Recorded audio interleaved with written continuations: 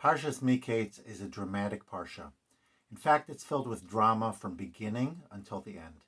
It starts with the dreams of Paro that, through the inability of Paro and his court to interpret, ultimately leads to the ascension of a prisoner to second in command in the entire Egyptian aristocracy. And Yosef now is in a tremendous position that you could never possibly have imagined up had it not actually happened. And now the famine that Yosef had prophesied or had interpreted in the dream comes true, and Yosef's brothers have to come down to Mitzrayim. And Yosef has a plan.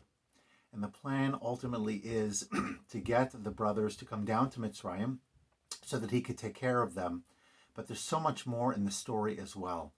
And if you look at the way that the parsha ends, with a confrontation with Yosef and his brothers after Binyamin had been caught, red-handed, so to speak, with the goblet, ready to be put into prison because of the fact that he had stolen from the king, and Yehuda steps forward, and then the story kind of ends. Actually, Yehuda stepping forward is next week's parsha, but the story ends right over there. It just seems to be so anticlimactic. Like, what's going on exactly? And why would we cut the drama, which is as thick as, use your metaphor, super thick, and easily needs to be cut by a knife because it's so intense and so dramatic? Why is it cut at that exact moment? And I think the idea is as follows. Yosef had a plan where he was not just trying to get his brothers down to Mitzrayim so that he could take care of them together with his father.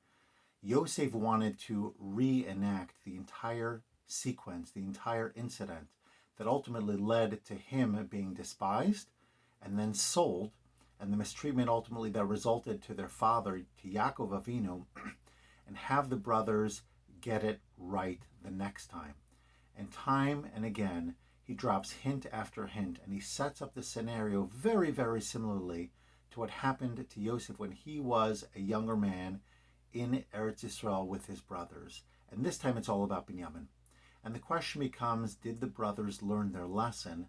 Did the brothers turn the corner? Are they different people? Are they willing to look at situations differently and not have the same negative view towards Binyamin as they did towards Yosef? And ultimately, they pulled through. That's how next week's parsha begins. Vayigash Elav Yehuda. Yehuda steps forward. Yehuda, who was the one who tried to get rid of Yosef in last week's parsha, now is the one in the following two parshios afterwards. And Vayigash, he's the one who steps forward, and he puts himself on the line to ensure that the fate of Binyamin does not resemble the fate of Yosef. And so we see that Yosef was not just about getting revenge, which is oftentimes how it's interpreted. In fact, the opposite. Yosef never exacts revenge. In fact, he tells them that it was all God's hand that orchestrated all of this. But what Yosef was interested in was getting his brothers to see and act differently so that there could be a proper teshuva, there could be peace and tranquility in the family, and there could be a positive end to what was a very difficult and troubling chapter in the family's life. And so we need to think about the situation of teshuva in the context of this parsha and recognize that we have many opportunities to do things differently than we did before, and we mess up all the time. I know I do. And one thing I try to think about is, can I do the next time? Can I do it differently? And can I do it better? And that's what Rambam talks about. Rambam says that the true indicator of teshuva, the true indicator of repentance, is to be in the same scenario again, and this time to get it right. And so all of us should think about, what are the things that we could be doing better?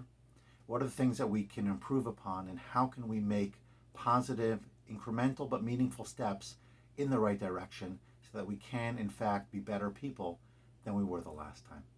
Wishing you a wonderful Shabbos.